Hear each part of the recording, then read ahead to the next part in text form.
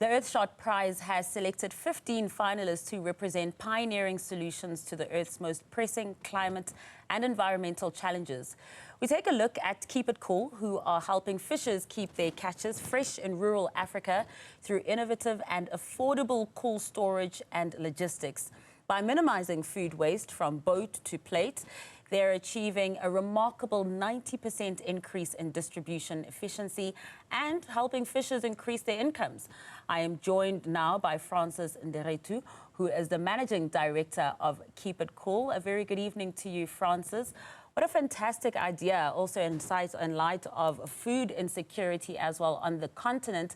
Tell us a little bit more about this and what inspired it.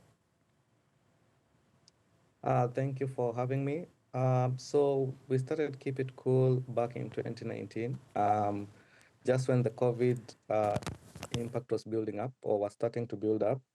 And the intention that we had was to help farmers preserve their produce as much as possible because the supply chain were disrupted. And eventually it became a thing and it became a business. But myself coming from a farming family, I was also very motivated to make sure that it works. And that's how we ended up creating a solution that really works for African farmers and fisher folks. And just take us through a little bit of the mechanics of it without obviously getting too technical. How does it actually work? Is it an actual tool that keeps it cool? And how did you come up with it?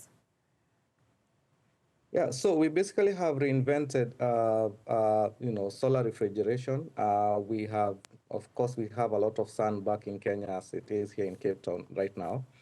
And we are leveraging that sunlight to be able to create more energy, just using the sunlight to store food, making the running cost for having a refrigerator much lower than what it could be when you're paying the grid. And by doing that, it makes it possible for even the farmers to see the sense of acquiring this cooling component. And what we've also done is to make it more affordable and cheaper for the farmers and also fish traders to be able to access these cooling boxes. And by doing that, we have been able to reduce the losses in this value chain by 98%. And that's quite remarkable indeed, Francis. How have the farmers received this innovation as well? Are they coming in their numbers trying to look for it too? Because clearly it also is increasing their profits.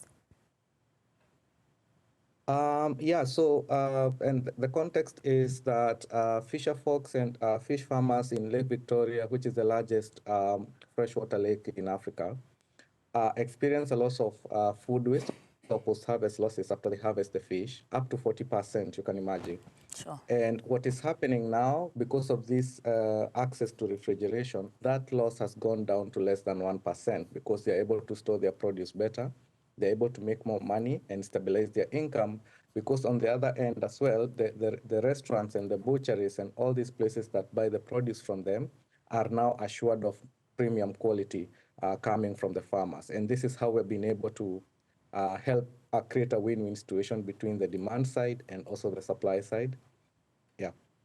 That's quite impressive indeed, from losing up to 40% of that food to now, less than 1%. Are there any plans, Francis, to branch out to other parts of the continent too with this innovation and other parts of the world? That's the idea. We started on East Africa. We are currently exploring places like Zambia, Zim, where this solution is also needed, and other parts of Africa and other parts of the world as well. But also not just the fish value chain as well. In Kenya, we have already started working on the poultry value chain, which also need the same solution, where poultry farmers also need the same kind of transition from the farm to the plate. And with rising global temperatures, this solution will be much, much needed in even more other value chains that need refrigeration in the future. And if you were to be able to look at time frames before I let you go of this being able to be expanded to other parts of the region, but also more importantly, other parts of the continent, how soon would that possibly be? We are planning in the next 2 years to be able to scale beyond East Africa. The next 2 years, we are concentrating on East Africa, and then after that, we'll look at other markets.